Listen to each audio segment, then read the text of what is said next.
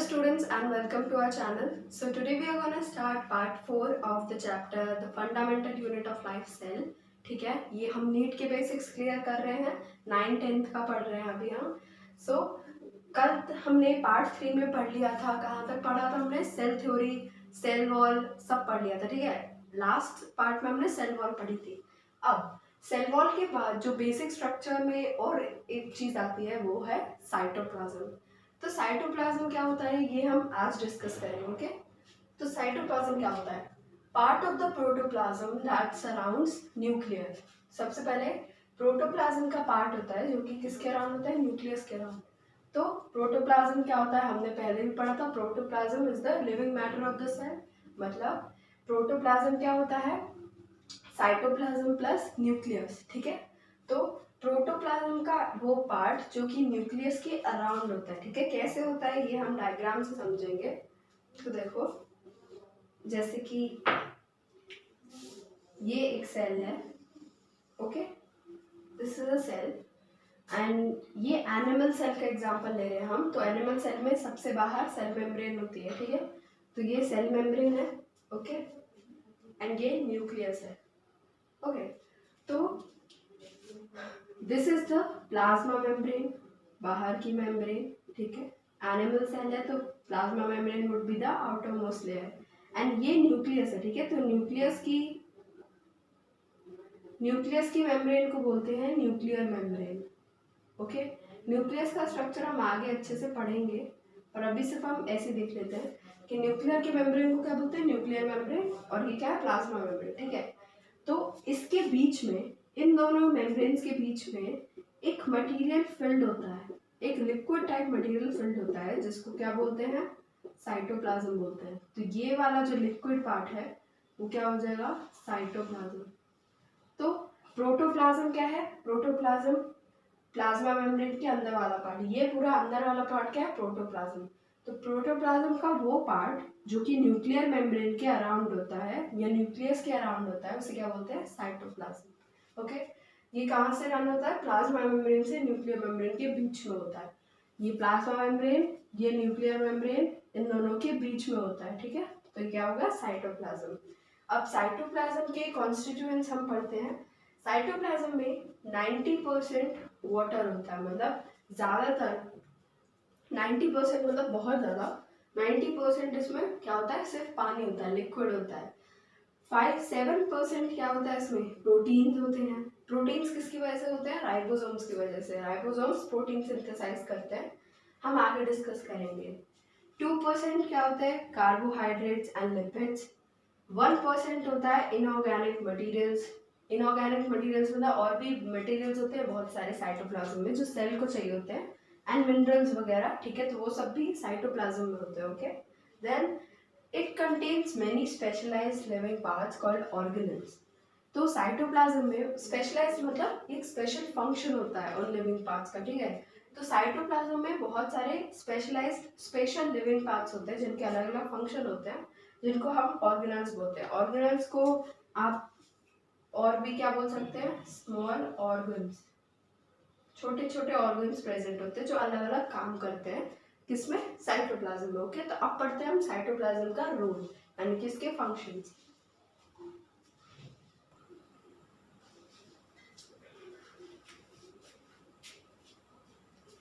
अब हम इस साइटोप्लाज्म का रोल पढ़ने जा रहे हैं. ओके, तो रोल्स इतने नहीं है इसके, बट वैसे बहुत इंपॉर्टेंट है साइटोप्लाज्म. ठीक है, तो सबसे पहला फंक्शन या रोल क्या है इसका? It participates in intracellular distribution of nutrients, enzymes etcetera. अब किस में पार्टिसिपेट करता है ये? इंट्रासेल्युलर डिस्ट्रीब्यूशन में. इंट्रासेल्युलर मतलब इंट्रा मतलब इनसाइड, सेल्युलर मतलब सेल, मतलब सेल के अंदर. डिस्ट्रीब्यूशन किसका? डिस्ट्रीब्यूशन न्यूट्रिएंट्स और एंजाइम्स का. तो न्यूट्रिएंट्स और एंजाइम्स के अंदर डिस्ट्रीब्यूशन मतलब सेल के अंदर न्यूट्रिएंट्स और एंजाइम्स का इवनली डिस्ट्रीब्यूशन हो रहा है. ये कौन देखता है? साइटोप्लाज्म. ठीक है, तो साइटोप्लाज्म एक मीडियम की तरह एक्ट करता है. Okay, then helps in exchange of materials between cell organelles.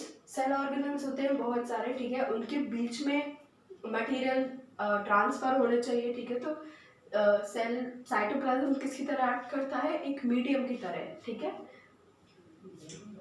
Then it acts as a site of chemical reactions like glycolysis, synthesis of fatty acids etc. ठीक है, ये किसकी तरह एक्ट करता है? केमिकल रिएक्शंस के साइट की तरह, मतलब लोकेशन की तरह, जहाँ पे केमिकल रिएक्शंस होते हैं। कौन कौन से? Glycolysis, synthesis of fatty acids. Glycolysis क्या होता है? Glycolysis is the break down of glucose, जो कि रेस्पिरेशन में होता है। ठीक है, ये हम आगे पढ़ेंगे, 10th क्लास में पढ़ेंगे इसके बारे में। ओके, तो ग्लाइकोलिसिस अभी आप सिर्फ ये याद रखो कि स्टेप ऑफ रेस्पिरेशन होता है। तो ये और फैटी एसिड्स जब बनते हैं उनका सिंथेसाइज, तो ये सब किस में होता है? ये भी सब साइटोप्लाज्म में ही होता है। ठीक है, तो ये सारी केमिकल रिएक्शंस कहाँ टेक प्लेस करती हैं? साइटोप्लाज्म में। तो साइटोप्लाज्म क्या है? साइट है उनकी। ठीक है, तो एक बार फिर से देख लेते हैं। ये न्यूट्रिएंट्स और एंजाइम्स का इवनली डिस्ट्रीब्यूशन करता है सेल के अंदर। ओके, देन सेल ऑर्गेनल्स के लिए ये ट्रांसपोर्टेशन का काम करता है, एक मीडियम का काम करता है। ठीक है, जिससे सेल ऑर्गेनल्स में मटेरियल ट्रांसफर हो पाए, एक सेल से एक सेल ऑर्गेनल से दूसरे सेल ऑर्गेनल में जा पाए। देन ये केमिकल रिएक्शन जैसे कि glycolysis, synthesis of fatty acids etcetera में साइट की तरह काम करता है, मतलब लोकेशन होता है। ठीक है, सो ये तो स्टूडेंट्स हो गया साइटोप्लाज्म हमारा कंप्लीट। अब हम बढ़ते हैं सेल मेम्ब्रेन की ओर, जो कि बहुत इंपॉर्टेंट है टॉपिक। सो स्टूडेंट्स, अब हम पढ़ने जा रहे हैं सेल मेम्ब्रेन। ठीक है, सेल मेम्ब्रेन को प्लाज्मा मेम्ब्रेन या प्लाज्मा लीमा भी बोलते हैं। Okay, also known as plasma membrane slash plasmalemma. Okay, cell membrane बहुत इंपॉर्टेंट टॉपिक है इस चैप्टर का, बहुत डीपली हम डिस्कस करने वाले हैं इसको।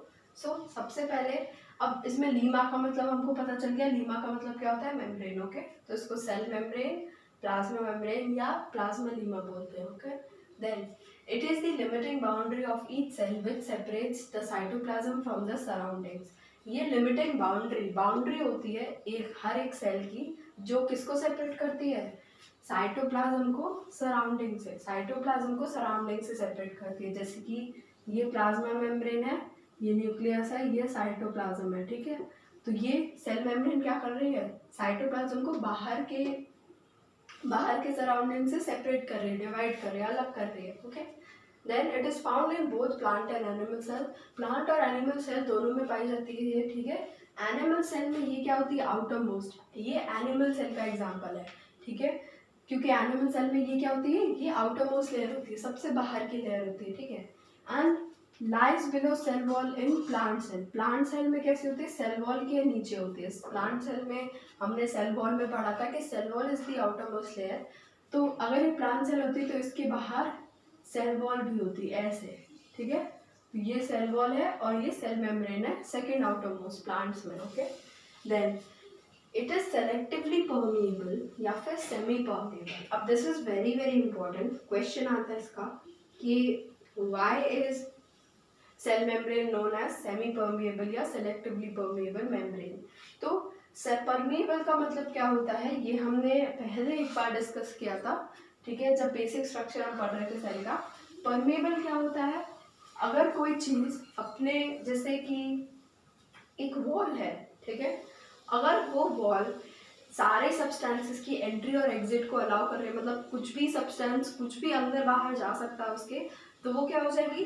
कंप्लीटली परमिएबल, या फिर हम सिर्फ परमिएबल बोल सकते हैं उसको। ठीक है, तो परमिएबिलिटी क्या होती है? The ability to allow the entry and exit of materials in and out of the cell. ठीक है, मतलब परमिएबिलिटी क्या होती है? वो एबिलिटी जिससे सेल से अंदर बाहर सब्सटेंसेस आ जा सकते हैं। ओके, तो ये सेमी परमेएबल क्यों होता है? ये आधा परमेएबल होता है, मतलब सेलेक्टिवली परमेएबल। सेलेक्टिव का मतलब सर्टेन, कुछ चीज़ों का। ठीक है, मतलब ये सिर्फ कुछ ही चीज़ों की एंट्री एग्जिट अलाउ करता है, हर चीज़ इसमें से अंदर बाहर नहीं जा सकती है प्लाज्मा मेम्ब्रेन के। ठीक है, तो it allows entry and exit of only certain materials. ये बहुत इंपॉर्टेंट है, सर्टेन मटीरियल्स की, मतलब कुछ सेलेक्टिव मटेरियल्स हैं वही अंदर बाहर आ जा सकते हैं प्लाज्मा मेम्ब्रेन से, हर सेल वो हर मटेरियल नहीं आ सकता। ठीक है, तो this property is known as, इसी वजह से, मतलब because of this property cell membrane is known as semi permeable या सेलेक्टिवली परमेएबल मेम्ब्रेन। ठीक है,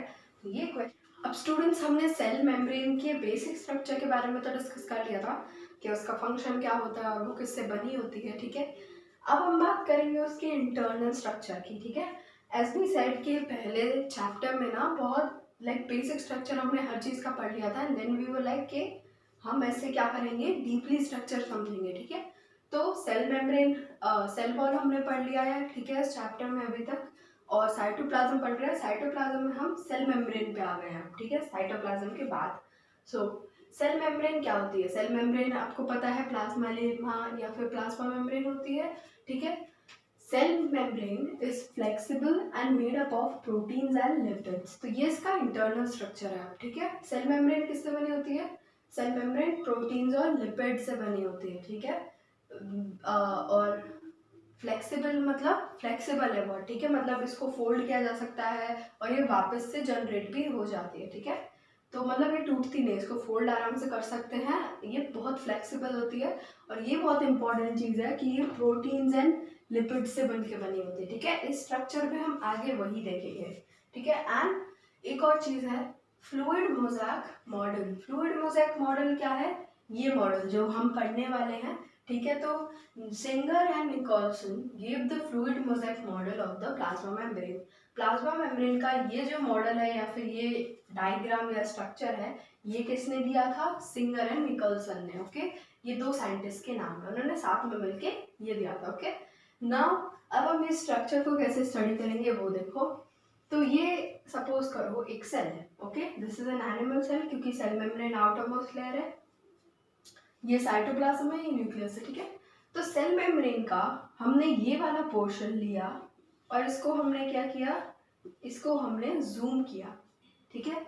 जूम करके अगर हम इसमें जूम तो नहीं करेंगे, इसमें हम माइक्रोस्कोप से अगर देखेंगे तो हमें ऐसा स्ट्रक्चर दिखेगा, ठीक है।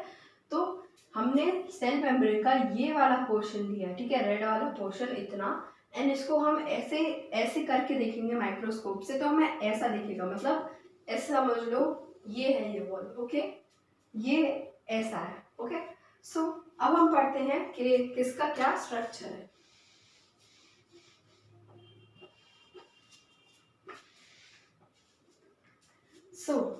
सबसे पहले ये जो ऐसे स्ट्रक्चर्स दिख रहे हैं आपको, हेड और टेल वाले, इधर भी हैं इधर भी, दोनों साइड में है, ये क्या है? ये होते हैं लिपिड्स। इनको क्या बोलते हैं? Lipids, okay. लिपिड्स में क्या होता है? बेसिक जो सेल मेम्ब्रेन का स्ट्रक्चर होता है वो कैसा होता है कि एक प्रोटीन होता है बीच में, एंड प्रोटीन के आजू बाजू सैंडविच होता है प्रोटीन, जैसे सैंडविच में बीच में चीज़ें होती हैं, ऐसे इसमें क्या होता है, बाई लेयर लिपिड से ये सैंडविच होता है, मतलब इधर भी लिपिड है इधर भी लिपिड है, दो बाई मतलब दो, दो लेयर ऑफ लिपिड्स के इधर है, मतलब ये बीच में है उसके, सैंडविच की तरह।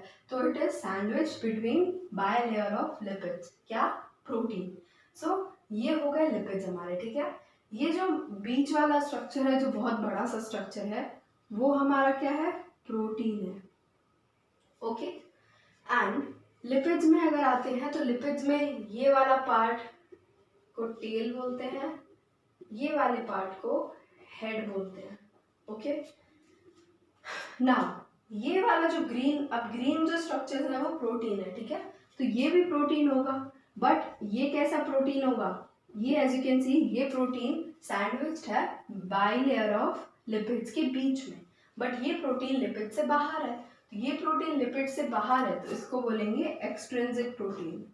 एक्सट्रिंसिक मतलब बाहर का प्रोटीन, मतलब ये बीच में नहीं है, कहीं बीच में नहीं आ रहा है, ठीक है, बाहर से अलग से लगा हुआ है, तो दिस इज एक्सट्रिंसिक प्रोटीन।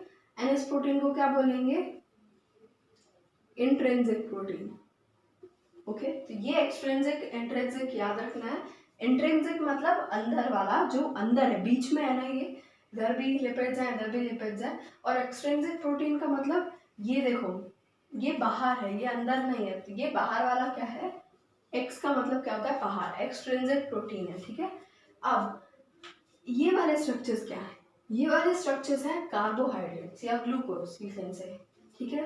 तो जो ग्लूकोज लिपिड से जुड़े होते हैं उन ग्लूकोज को क्या बोलते हैं? ग्लाइकोलिपिड्स। Glycolipids, okay. ग्लाइको मतलब ग्लूकोज, लिपिड्स मतलब लिपिड्स, ओके। लिपिड से अटैच्ड वाले ग्लूकोज स्ट्रक्चर। ये वाले जो लिपिड्स हैं, सॉरी, ये वाले जो ग्लूकोज है वो किससे जुड़े हुए हैं? प्रोटीन से, ठीक है। जो ग्लूकोज प्रोटीन से जुड़े होते हैं उनको क्या बोलते हैं, ग्लाइकोप्रोटीन। ओके, सो ग्लाइको, ये दोनों कार्बोहाइड्रेट्स हैं, पर एक लिपिड से जुड़ा हुआ है, एक प्रोटीन से जुड़ा हुआ है। तो लिपिड्स वाले को क्या बोलेंगे, ग्लाइकोलिपिड्स, प्रोटीन वाले को बोलेंगे ग्लाइकोप्रोटीन। ओके, अब ये हेड जो होता है, हेड, ओके,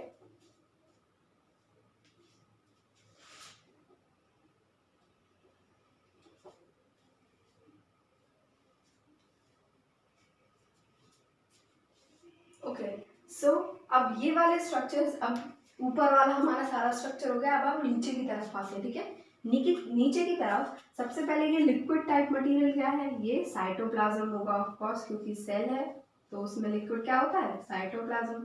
ठीक है, तो ये हो गया साइटोप्लाज्म, जो डॉट डॉट्स दिख रहे हैं वो लिक्विड। ओके, देन ये जो स्ट्रक्चर्स दिख रहे हैं आपको, हेयर लाइक स्ट्रक्चर्स, ठीक है, इनको क्या बोलते हैं, माइक्रोफाइब्रिल्स। ये फाइबर लाइक स्ट्रक्चर है, ठीक है। माइक्रो मतलब छोटे, फाइब्रिल्स मतलब फाइबर स्ट्रक्चर्स। तो छोटे, बहुत छोटे फाइबर स्ट्रक्चर्स को क्या बोलेंगे, माइक्रोफाइब्रिल्स। ओके, तो इसमें जो फाइबर्स होते हैं उनको माइक्रोफाइब्रिल्स बोलते हैं। एंड ये जो है ये ट्यूब है, ठीक है। अब इसमें ये छोटी ट्यूब है, मतलब इसको क्या बोलेंगे, माइक्रोट्यूब्यूल।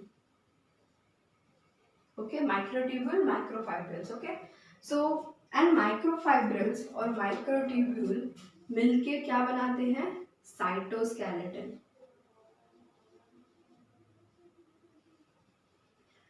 साइटोस्केलेटन क्या होता है, जैसे हमारी बॉडी में स्केलेटन होता है, ठीक है, वो हमारे फ्रेमवर्क करता है, हमारी पूरी बॉडी को एक फ्रेमवर्क देता है, ठीक है, एक फ्रेम होता है हमारी बॉडी के लिए। ऐसे ही साइटो मतलब साइटोप्लाज्म या फिर सेल, स्केलेटन मतलब फ्रेमवर्क। ओके, तो सेल का फ्रेमवर्क को क्या बोलते हैं, साइटोप्लाज्म, वो sorry cytoskeleton.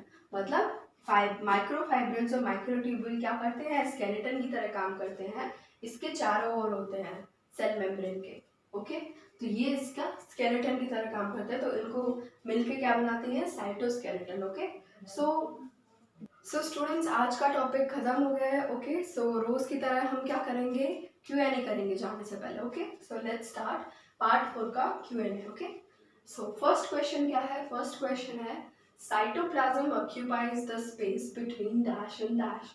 Cytoplasm space occupy करता है किन दो चीजों के बीच।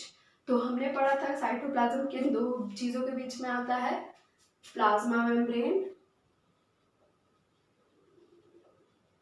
एंड दूसरी कौन सी मेम्ब्रेन थी, nuclear membrane. Okay,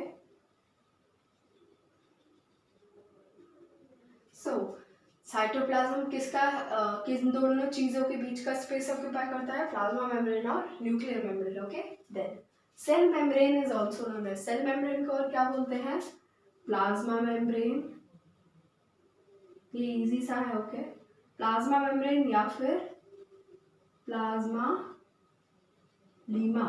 okay, then plasma membrane is made up of dash and dash. Plasma membrane किन दो चीजों से बनी होती है, तो हमने अभी जस्ट डिस्कस किया है, प्लाज्मा मेम्ब्रेन किन से बनी होती है, प्रोटीन्स एंड लिपिड से। ओके, प्रोटीन्स और लिपिड से बनी होती है। Then what kind of membrane is cell membrane on the basis of permeability. Permeability क्या होता है, हमने पहले ही डिस्कस कर लिया। ओके, तो परमिएबिलिटी के बेसिस पे प्लाज्मा मेम्ब्रेन कौन सी टाइप की मेम्ब्रेन है, तो हमने पढ़ा था प्लाज्मा मेम्ब्रेन कौन सी टाइप की मेम्ब्रेन है, सेमी परमिएबल या फिर you can say selectively permeable. Okay, and ये क्यों है, अगर ऐसा भी पूछ लेते कि क्यों है, तो क्यों होती है, क्योंकि ये सर्टेन मटेरियल्स की ही एंट्री एग्जिट अलाउ करती है सेल में से। ओके, इसीलिए ये सेलेक्टिवली परमिएबल मेम्ब्रेन होती है। देन है, who gave the fluid mosaic model of plasma membrane. Plasma membrane का फ्लूइड मोज़ेक मॉडल किसने दिया था, जो अभी हमने स्ट्रक्चर पढ़ा उसको फ्लूइड मोज़ेक मॉडल बोलते हैं, तो वो किसने दिया था, वो किसने दिया था, सिंगर एंड निकोलसन ने। अभी बोर्ड पे लिखा हुआ था ना, Singer and Nicolson. Now last question है, in plasma membrane protein is sandwiched between bilayer of. Plasma membrane में प्रोटीन किन दो चीज़ों के बीच में सैंडविच होता है? अभी हमने स्ट्रक्चर में क्या देखा था? प्रोटीन था, उसके इधर उधर दो लेयर थी, बाइलेयर मतलब दो लेयर, ठीक है। वो किसकी लेयर थी? इधर उधर लिपिड्स की लेयर थी, करेक्ट। ओके, सो ये हो गए हमारे आज के क्वेश्चन आंसर। आई होप सारे क्वेश्चन आपको अच्छे से आ गए हो, ठीक है। बताना कितने क्वेश्चन आ पाए आपसे, कितने नहीं आ पाए। आई होप आपको सारा वीडियो समझ में आया हो। So this marks the end of part 4 of this chapter. अभी हम पार्ट 5 में और चीज़ें डिस्कस करेंगे। सेल मेम्ब्रेन अभी बची है, पूरी नहीं हुई है। So we'll discuss it in the next part. तब तक के लिए थैंक्स फॉर वॉचिंग।